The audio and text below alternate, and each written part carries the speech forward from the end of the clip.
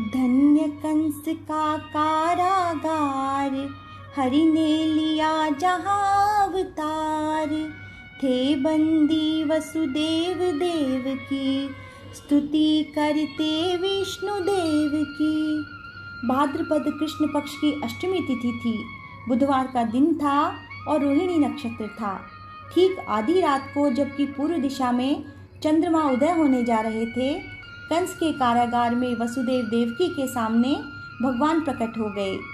शंख चक्र गदा पद्म लिए, चतुर्भुज रूप से मुकुट कुंडल आदि आभूषण पहने भगवान प्रकट हुए। उनके तेज से कारागार की अंधेरी कोठरी में प्रकाश छा गया। वसुदेव देवकी ने हाथ जोड़कर भगवान की स्तुति की। माता देवकी ने प्रार्थना करते हुए भगवान से कहा कि आप बालक बन जाएं। इसीलिए भगवान ने साधारण मनुष्य के नवजात शिशु का रूप धारण कर लिया। वसुदेव जी को भगवान ने आज्ञा दी कि मुझे गोकुल में नंद जी के घर पहुंचा दो और वहां यशोदा जी को जो कन्या हुई है वह मेरी योग माया है, उसे यहाँ ले आओ। भगवान की आज्ञा के अनुसार वसुदेव जी जब शिशु बने हुए भगवान को उठाकर चलने को तैयार हुए, तब उनके हाथ पैरों की हथकड़ी बेड़ी अपने आप खुल गई।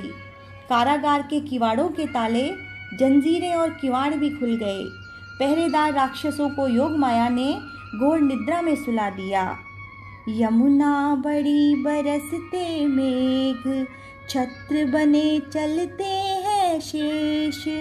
कृष्ण चंद्र को लेकर सिर पर, श्री वसुदेव जा रहे नंद घर। बादल छाए थे, वेग से वर्षा हो रही थी और बिजली चमक रही थी।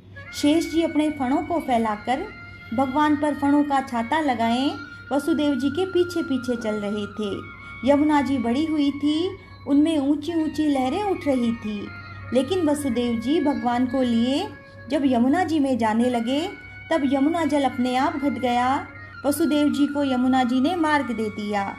निद्रा मगन यशोदा धन्या, श्री वसुदेव चले ले कन्या। मैया ने पाया गोपाल, सुंदर सुगढ़ सलोना लाल।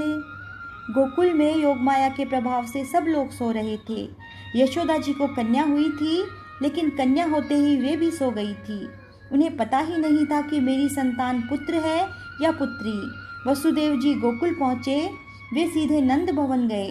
वहाँ भीतर जाकर उन्होंने भगवान कृष्ण को यशोदा जी के पलंग पर उनके साथ सुला दिया और यशोदा जी की कन्या को उठाकर वे चुपचाप लौट चले।